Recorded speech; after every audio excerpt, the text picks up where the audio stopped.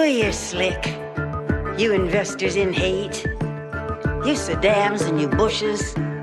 You Bin Ladens and snakes. You billionaire bullies. You're a globalized curse.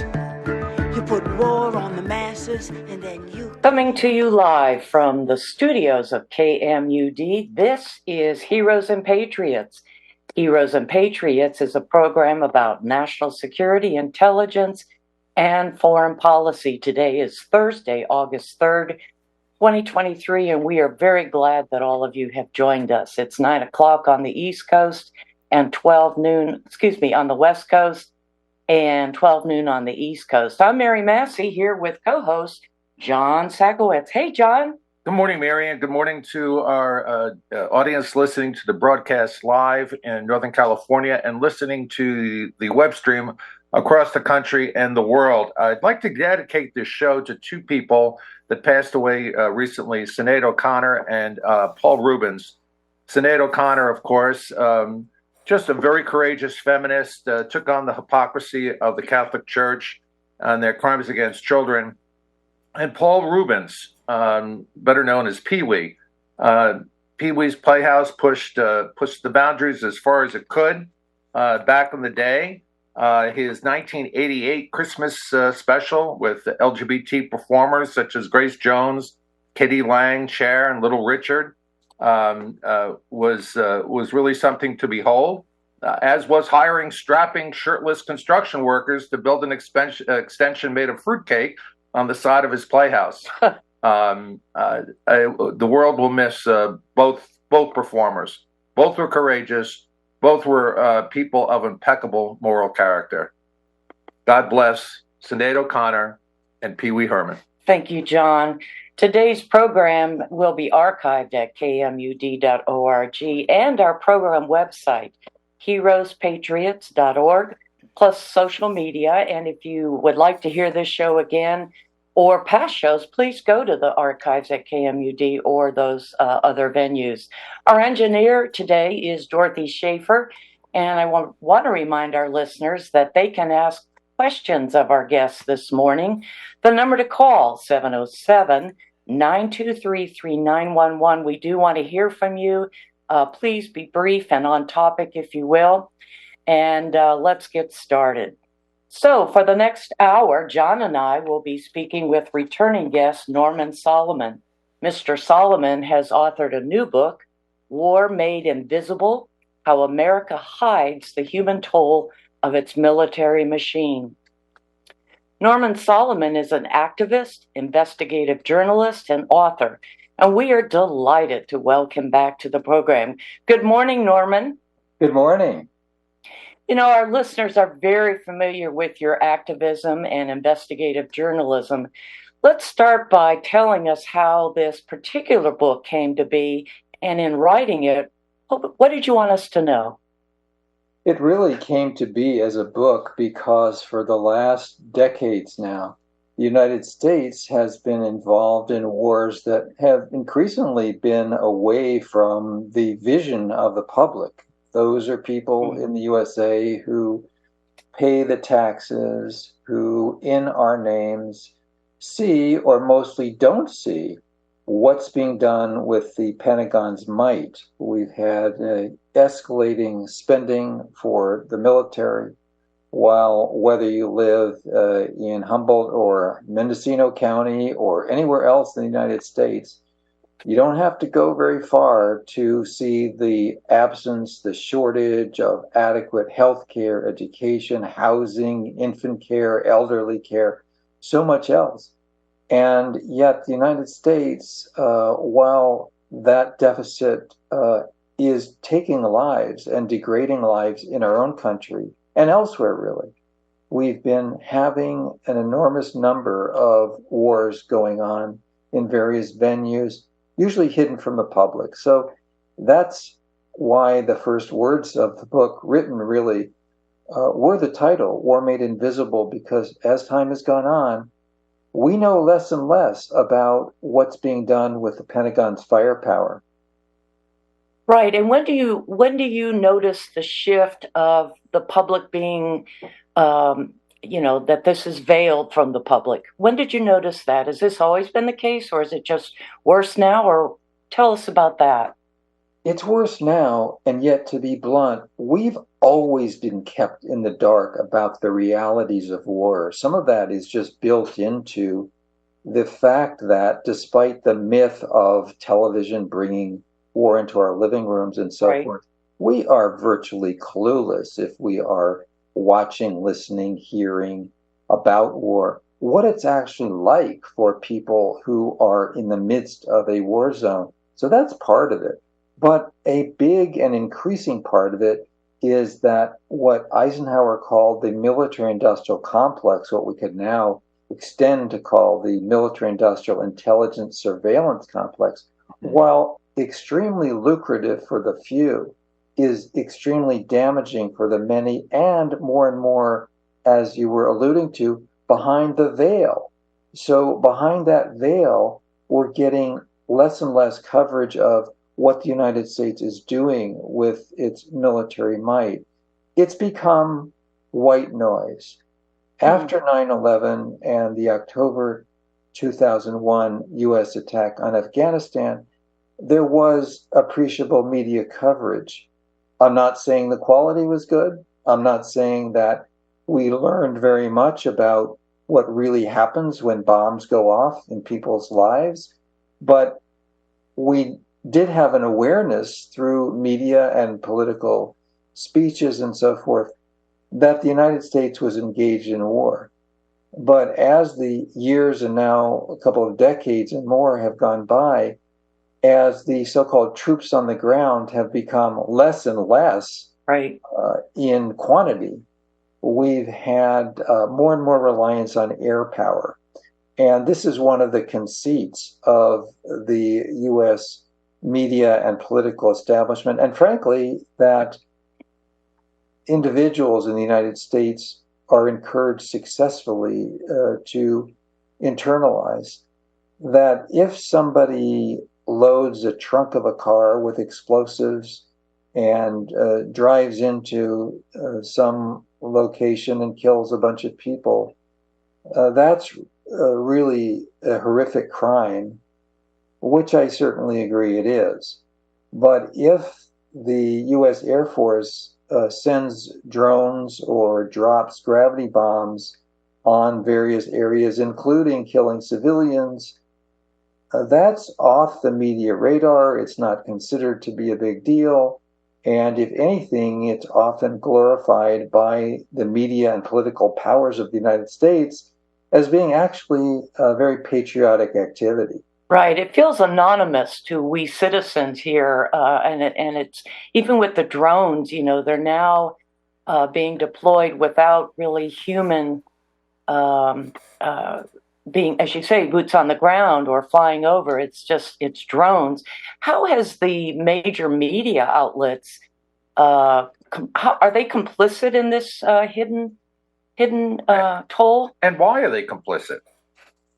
Well, great questions. The anonymity really is part of it. I have interviewed many drone whistleblowers, and they talk about how increasingly the entire setup is arranged to have an anonymity, to have, it's almost like, old Taylorism on the assembly line. Nobody is really part of anything but a small chunk of the entire process.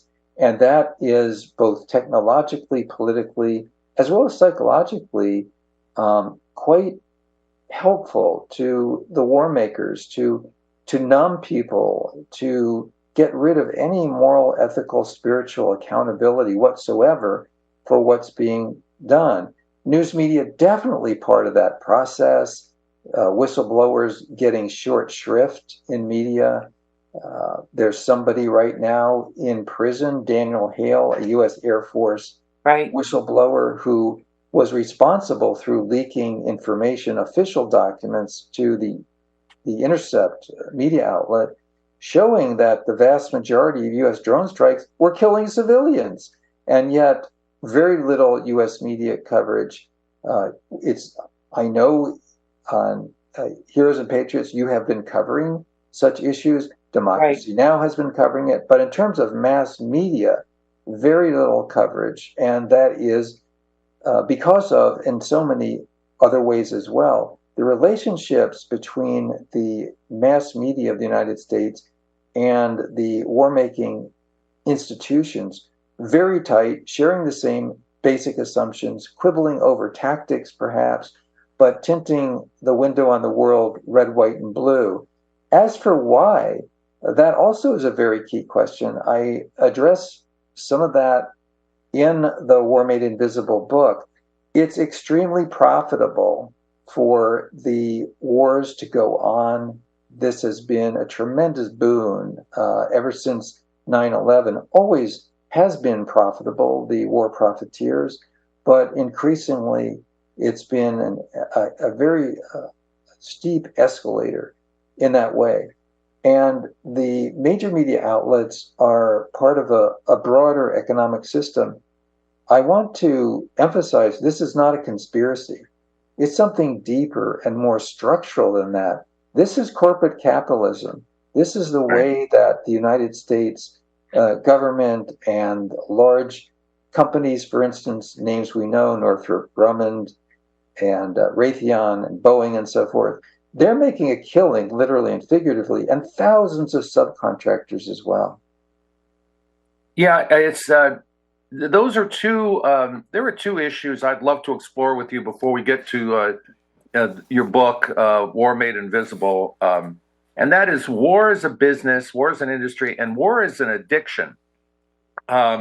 Yesterday, when Fitch Ratings slashed United States credit rating, I went to the national debt clock, and I looked up how our defense budget is growing, $790 billion, and growing, and that doesn't even include the off the books budgets, the black budgets.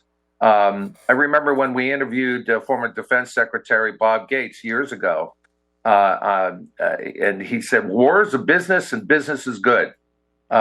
Just an astonishing statement to make. I'd like you to talk about war as a business, and I also want you, and as an engine of our economy, and also war as an addiction. Years ago, I spoke with Gary Snyder, the poet, who lives in the Sierra foothills, Pulitzer Prize-winning poet and an environmentalist, I might add. And he says that war is an addiction that's embedded in the American psyche, and it goes way back to the genocide of Native American Indians. I wonder if you could say a word for a second about war as a business, the engine of our economy, and also as war as an addiction, something that's embedded in our national psyche. The business and the addiction reinforce each other. And when you do go back historically, none of us just popped out of a cake. Neither does a society. We didn't come from the forehead of Zeus or whatever that story is. One thing leads to another. That's true in our lives. We come in at a certain point, but this country, like all countries, has its history. And it's always been lucrative. I mean, you go back to even the gold rush, as it's called, and you have people like Stanford and so forth now memorialized in names like the name of a prestigious university. They made a lot of money off a gold rush that was part of bringing people in who then slaughtered Indians, sometimes with rewards from the state of California laws to pay them to do it. And so I agree war is an addiction. So it's not only extremely profitable, but it's also a reflex. It gets into being, you might say, the muscle memory. I quote in my book, the great book by Barbara Ehrenreich, who we miss, who passed away a couple of years ago.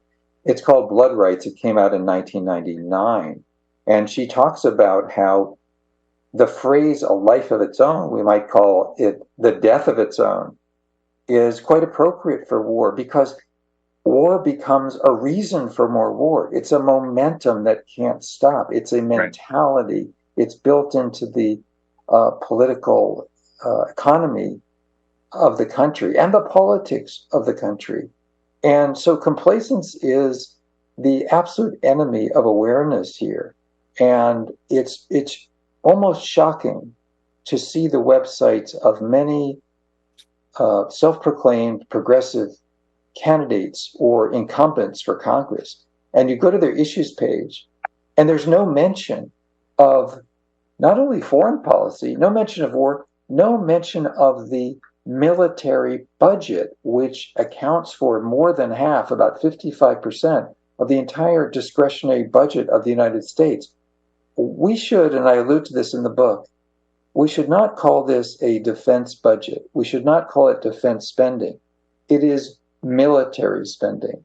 And if we had an authentic lowercase d defense budget, it would be way, way lower than it is right now. Right. And why have anti-war movements gone nowhere?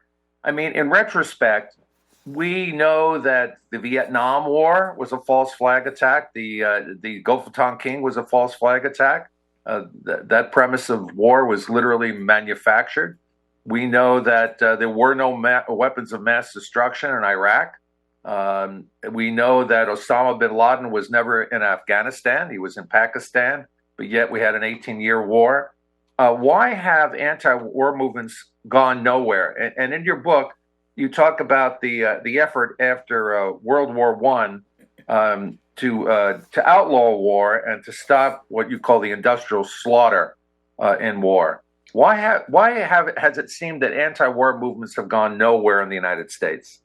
Well, I think these are important points. I mean, the alleged attack in the Gulf of Tonkin in August of 1964 apparently never happened. The U.S. had been attacking the North Vietnamese coast, which was not reported.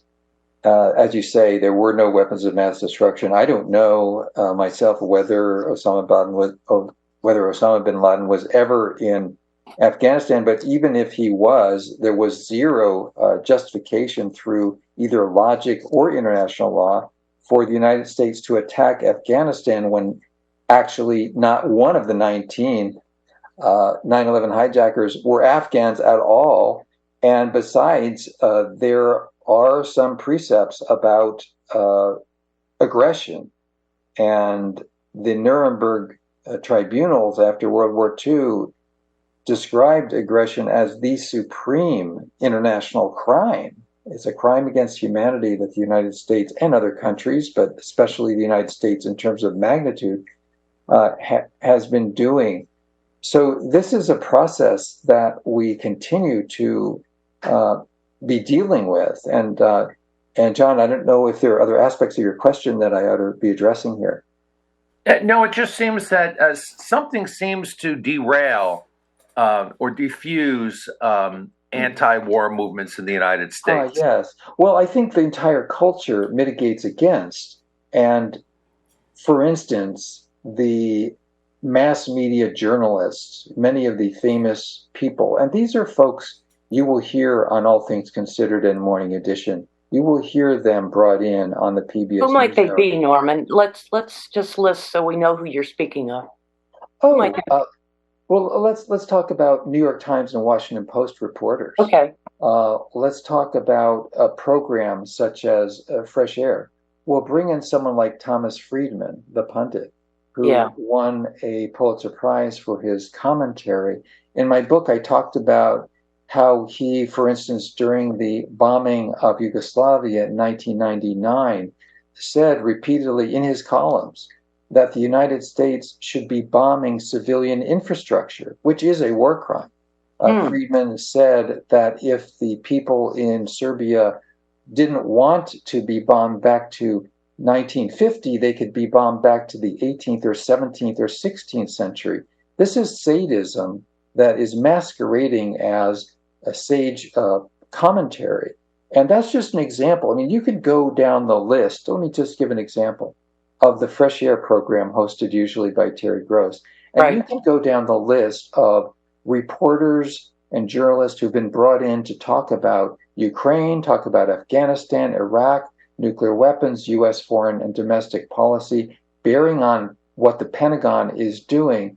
And you will find dozens and dozens of reporters from the same media outlets that helped to stampede the U.S. into war on Iraq and Afghanistan in the first place. New York Times, Washington Post, Wall Street Journal. That's just the status quo. So to get back to John's good question as well, we have had anti-war movements from the very beginning of this country, but there are very steep hills to climb to overcome these forces for war. And so we can't say that anti-war organizing has been a total failure.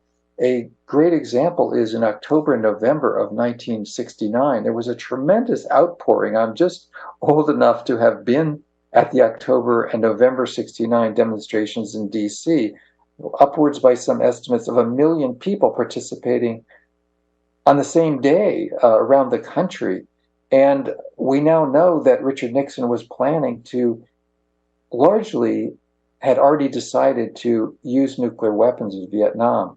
And the protest outpouring, even though he claimed to be just watching NFL football instead, the outpouring of opposition by the anti-war movement persuaded him that it would have been too costly politically to actually use nuclear weapons on Vietnam. That said, we have had a lot of failures. And I think that the tremendous number of factors and forces that are pushing back against people organizing effectively to stop or prevent these wars, that has been absolutely pivotal. And so it's a mixed picture. We should, if we don't do anything, and Noam Chomsky has been very articulate about this, there's no assurance that if we organize, whether in Mendocino County or anywhere else, there's no assurance that we will be successful.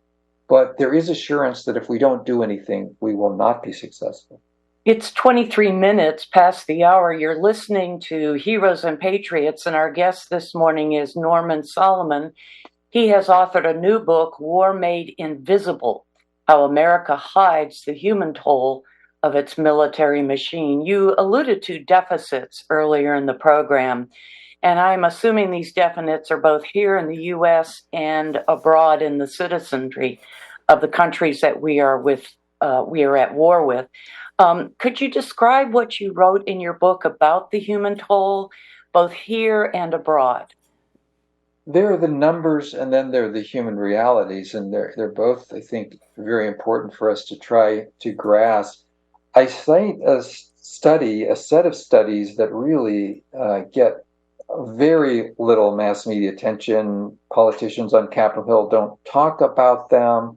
But the latest work by the Cost of War Project at Brown University tells us that when you look at the direct deaths by the so-called War on Terror since October of 2001, they number about 900,000 people directly killed in those wars.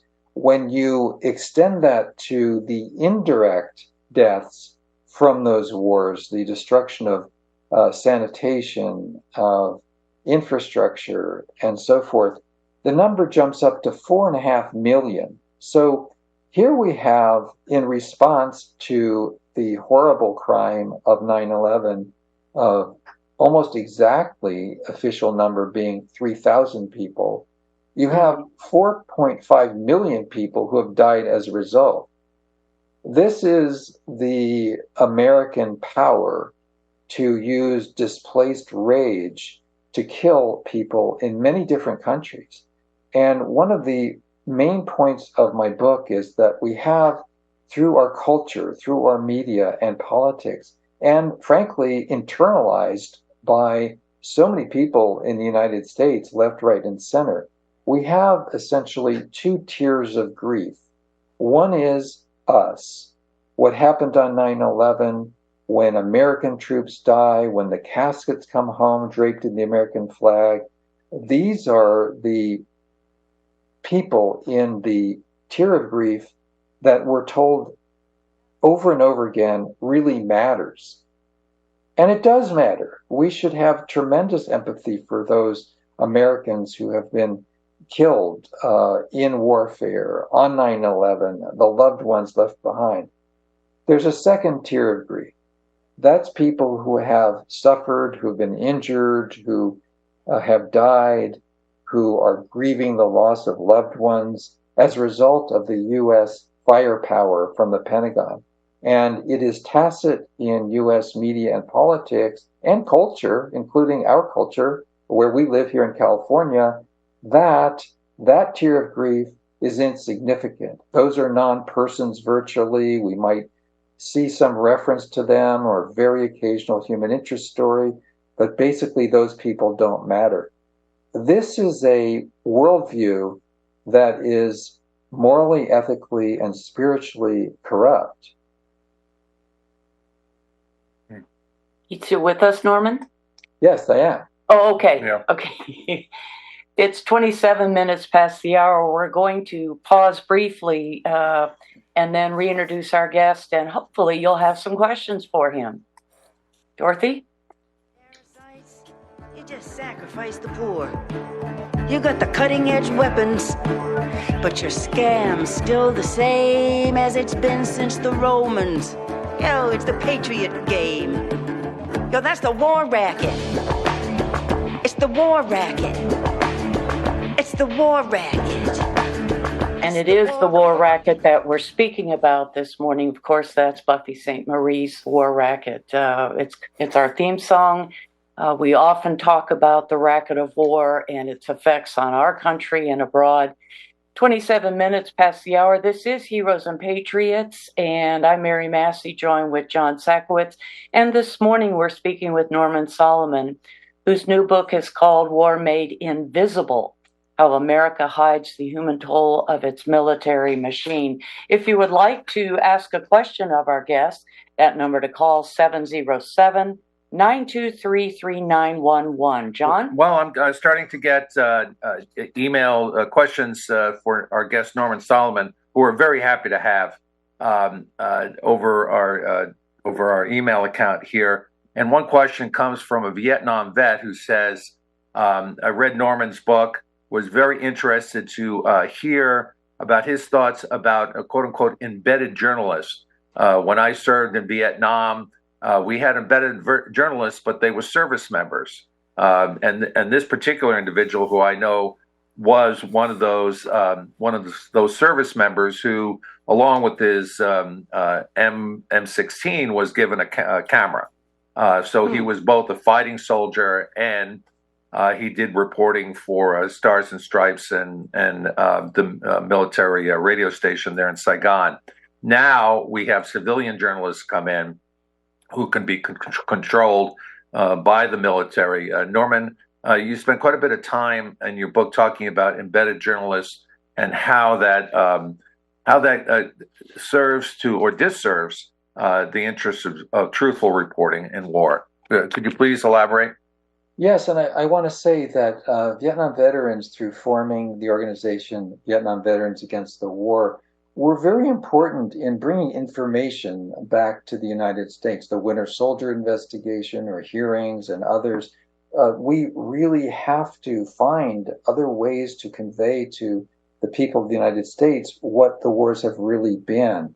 And there have been several phases that the United States government has utilized to try to shape and control as best as it can the information. It was sort of a Wild West situation in that troops were sometimes even transporting journalists who could hop on a helicopter or whatever. But there was a problem, for instance, back home, where the editors were using a certain mindset generally that would filter out the kind of reporting. And of course, it would be clear to the reporters for a place like the New York Times or the Washington Post what kind of reporting was actually desired by the editors and so forth. Since then, for instance, if you fast forward to the U.S. invasion of Panama in 1989 under the first President Bush, the reporters were kept cooped up in a hotel in Panama, and they complained bitterly that we're not being allowed to go see what's going on. I mean, I should say the reporting was crummy, whether that was the situation or not generally in these wars. So the Pentagon response was, You want access? We'll give you access. So rather than keeping these reporters cooped up, there was the embedding process. And that really came to fruition during the Iraq invasion in 2003, where 750 reporters were embedded. They traveled with the troops. And it was a very clever way in which the Pentagon was able to help shape the very tone and tenor, sort of the window on these events. The reporters became part of the sort of the invading apparatus. And I quote in the book, for instance, a Fox News reporter who said that the troops he was with said, "We're going to treat you really well because you're making us stars back home." And of course, the civilians who were being killed, or for that matter, the Iraqi military who were being killed, they weren't being made stars at all in U.S. media. They were treated as non-persons. I'd sort of sum up to say that as the U.S. journalistic establishment was incorporated and often embedded into U.S. military operations, the U.S. public, even more so, quite dramatically, saw the war through the gun sights of the Pentagon. Wow. In your book, you talk about the response to what is happening in Ukraine, both U.S. citizens and the military, as opposed to how we responded to Afghan and Iraq and so forth. Could you talk about both the media's response to that and then as our own citizenry has felt compelled to support Ukraine, but maybe not Afghanistan? This goes to the point of two tiers of grief that have been internalized through media and politics of the country. People whose wartime grief matters and people whose wartime grief doesn't matter. When you set aside the tremendous media spin that has come with the coverage of the war in Ukraine in U.S. media, in terms of the politics, the history, and so forth, if you set all that aside, the coverage has been very good. It's been very empathetic. We have learned from U.S. media across the board about the suffering of people in Ukraine. When you compare that to the suffering of people who suffered from other invasions of Afghanistan, of Iraq, it's a night and day difference. Instead of that kind of empathetic coverage, we rarely got some kind of coverage that began to convey really about what was happening to actual human beings because of the U.S. invasions. FAIR did a study, the media watch group FAIR, which is at fair.org online, did a study of the top of the front page of the New York Times during the initial period of invasions of Iraq in 2003 and the Russian invasion of Ukraine that came along February last year. And FAIR found that in the case of the invasion of Ukraine, there were 14 stories about the coverage, about the suffering of the people of Ukraine in that short period of time. At the top of the front page of the New York Times, 14 different stories. During a comparable period, there was a grand total of 1 during the U.S. invasion of Iraq about the suffering of civilians in that country. So that really typifies a huge problem that we have in terms of media coverage of the Ukraine war compared to U.S. wars. And I would add one other thing. If you travel along the California coast or anywhere else in this country, for that matter, you're liable to see Ukrainian flags. Right. And I have yet to see in all of my travels, and I would guess that everybody listening to us here also has yet to see a Yemeni flag. Or Palestinian. Why is that? Or Palestinian. Well, it's funny. Ever since, so we've had my former high school classmate, I may add, Richard Silverstein, on the show. We've been flying the American flag, the Israeli flag, and the Palestinian flag here at home. So, well, not that flags, of course, are symbols, and the flags. The flags, if people want to put out a Ukrainian flag, I can see they want to empathize with the victims, current victims of the warfare. I bring up the lack of Yemeni flags in comparison because, according to the UN, almost 400,000 people have died in Yemen since 2015 as a result of the Saudi-led and US-supported war on that country.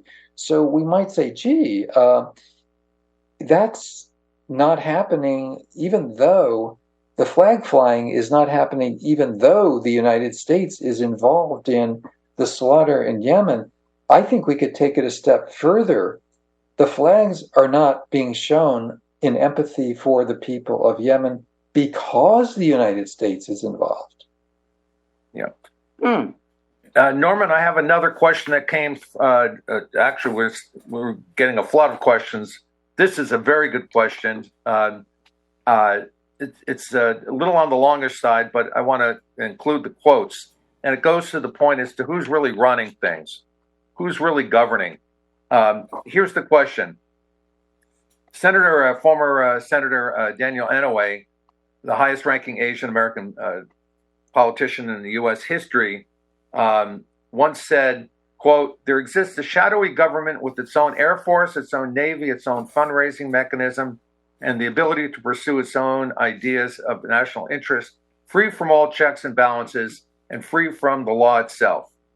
Decades ago, a British MP wrote, the world is governed by very different people than what is imagined by those who are not behind the scenes. And Theodore Roosevelt wrote, the 26th President of the United States, in a very hard-hitting statement, quote, "Behind the ostensible government sits enthroned an invisible government owing no allegiance and acknowledging no responsibility to the people." And finally, our own beloved President John F. Kennedy, in the year that he was assassinated, in April at the Waldorf Astoria Hotel, in an address to the American Society of Newspaper Publishers, also warned of a shadow government that he could not control. So the question is, who's running things, Norman? We may be drawn to language like shadow and so forth, and I think it's frankly somewhat ambiguous. I am worried about not only the impeachable offenses, but the non-impeachable offenses, so to speak. I'm worried about what's right in front of us. I think what's right in front of us is the military-industrial complex. I don't think the problem is a conspiracy so much as what is structurally very obvious. When Raytheon and Northrop Grumman are making billions of dollars in profits for massive killing, that's not a secret. There's nothing shadowy about it. It's right out there in front of us. And that is a very important reality. When Senator Dick Durbin said on the Senate, about the Senate, he said, the banks run this place. And I know, John, you've done a lot of writing about such matters. This is a senator saying out in the open who is running the Senate. It is the banks. So certainly there are a lot of secret arrangements and plans that take place. It is the nature of corporate capitalism that is not restrained. We don't have the restraints even like in the New Deal. They're going to plot, if you will, and some of it's private, to maximize profits. There's going to be plotting, if you will, in private, call it a conspiracy or just the business plan, to manipulate the media through advertising, through PR, through lies and scams. So I think it's a sort of a continuum or a shading in different directions. You can say some of it's overt, some of it's completely secret. I look at it as structural, and I would take the point that a lot of what we are told is complete mythology about how these decisions are made, that we have a democracy. Noam Chomsky has said that 80% of the U.S. public is completely out of the loop in terms of having any influence whatsoever over public decision making, and elites make the decisions. Wow. How is our own congressman doing? Huffman. I think Jared Huffman's a bit better than I expected. Of course, I ran against him when there was an open seat back in 2012 when Lynn Woolsey retired.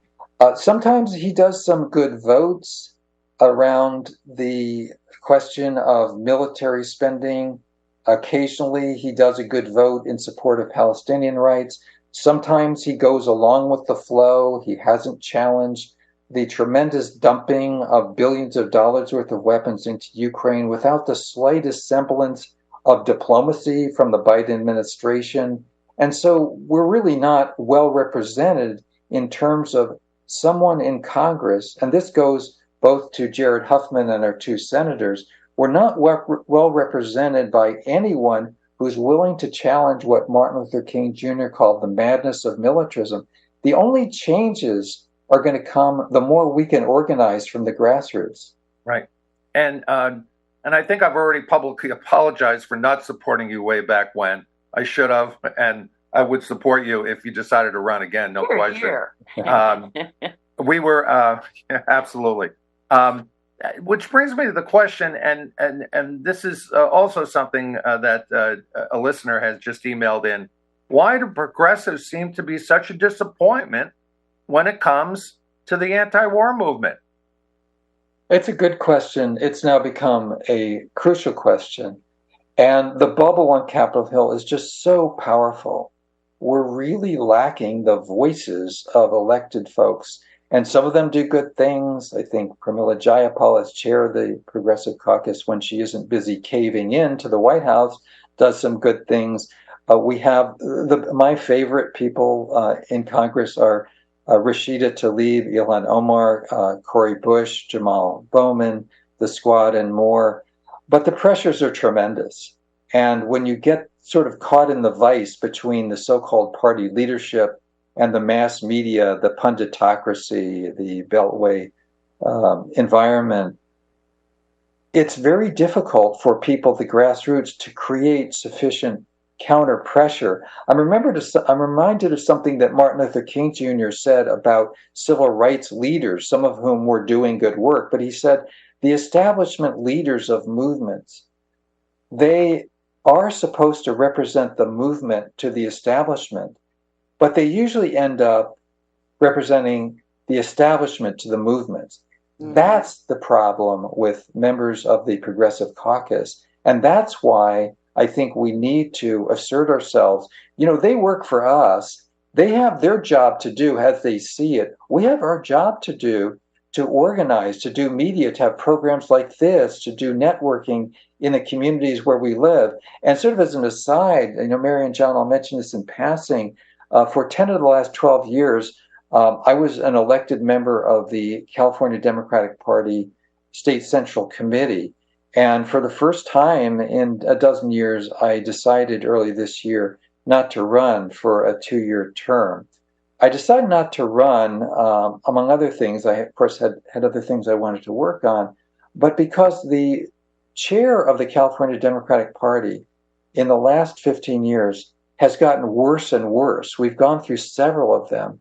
And I'm not exaggerating that each one has constricted internal democracy more and more, to the point that the current chair, Rusty Hicks, is a virtual dictator of the California Democratic Party internally. And so we have no semblance of democracy. It's a farce. If you remember the first mayor of Chicago, the first Mayor Daley, it's like that. It's like Tammany Hall of the California Democratic Party. And this sort of goes to the point of the question. There are some progressives in the state assembly, the state senate, and the U.S. Congress, ostensibly from California. They really don't fight it. And so if I was wearing my hat, I would tip it now to progressives who continue the fight inside the party. But the leadership, the progressive leadership, is not going to come from the top officials or members of the assembly, the state senate, or the Congress. Talk for a minute, if you will, about Roots Action. and how your work transitions from perhaps being one of the most articulate, not perhaps, from being the most articulate spokesman for the peace movement to your work as someone who's mobilizing the peace movement and Roots Action. Talk about that work. Thanks, John. I do my best.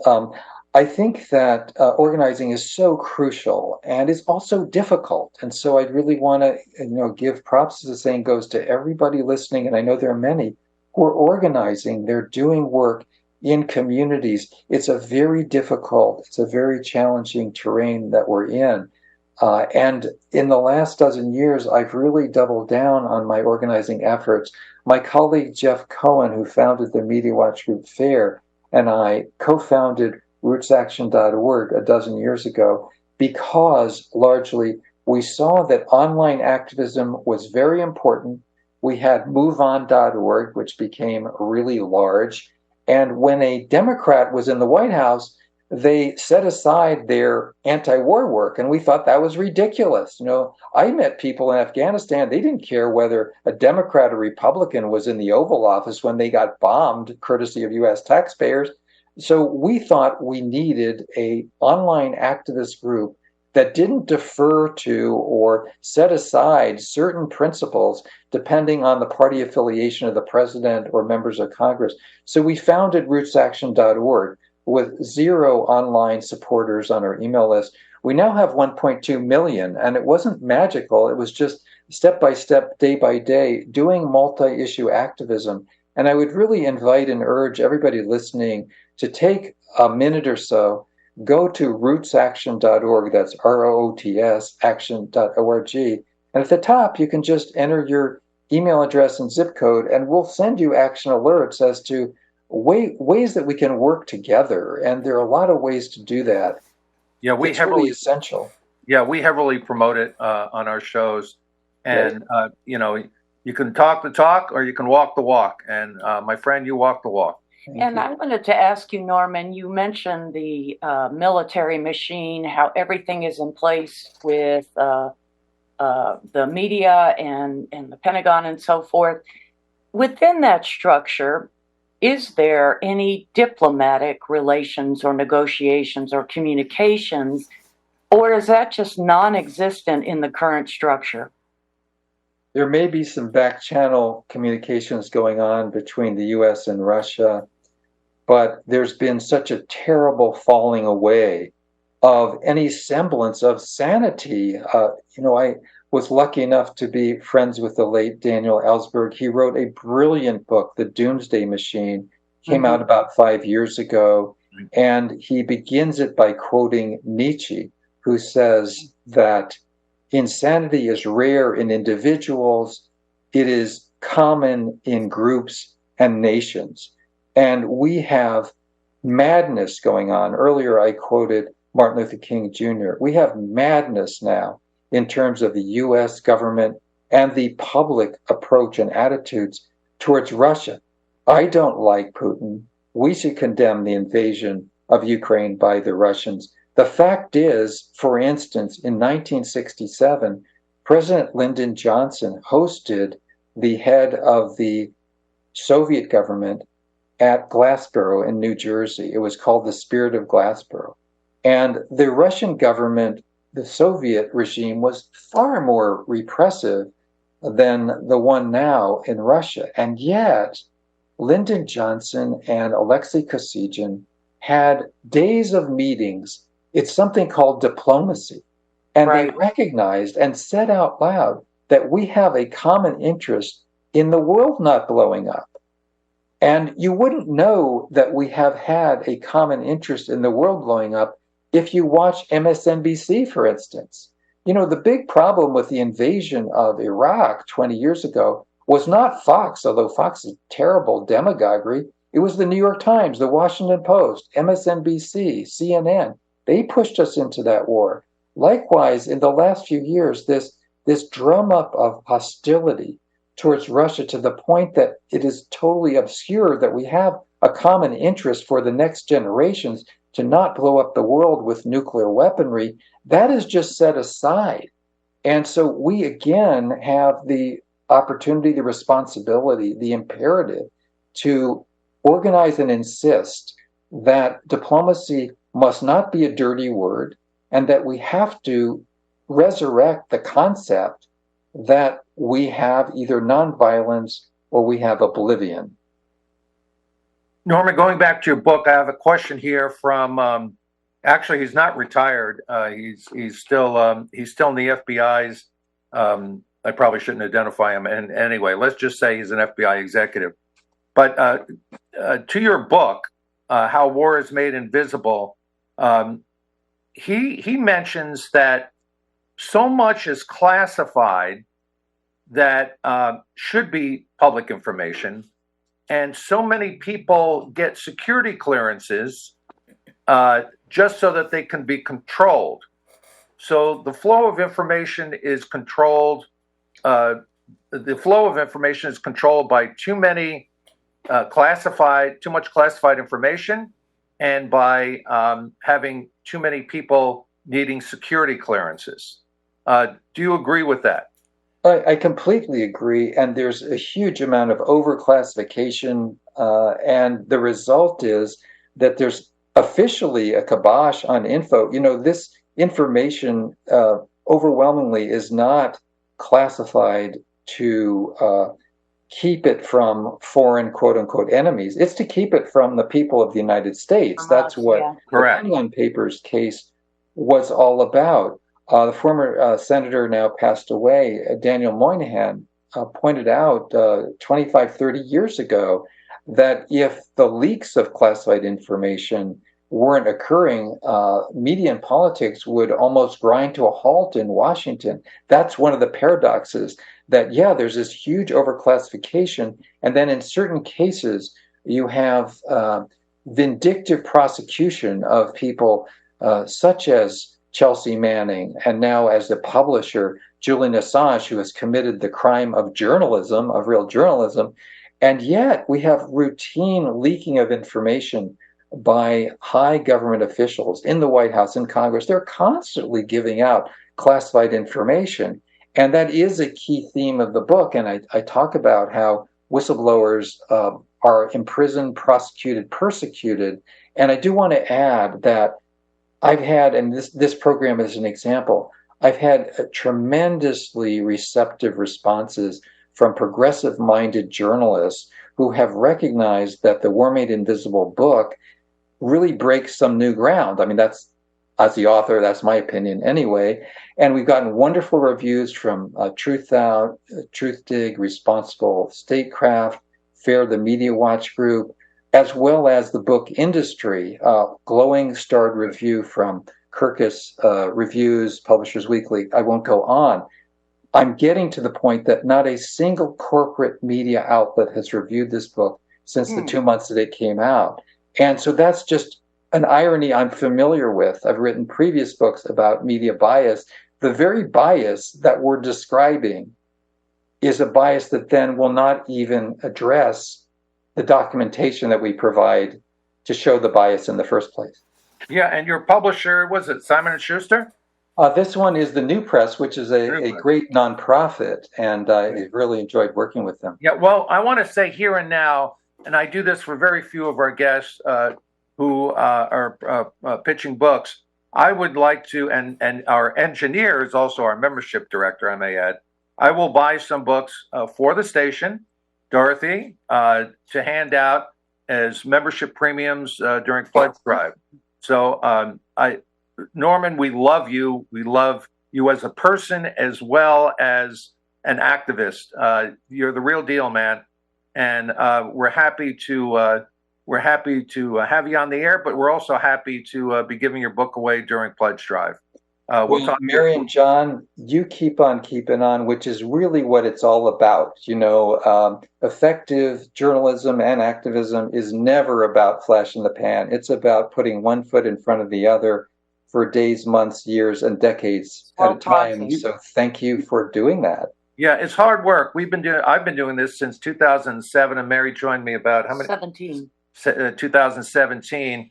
And, getting work out to Public Radio Exchange, getting word out to Pacifica is Radio for All, getting a YouTube channel out, getting a podcast out. This is all hard work.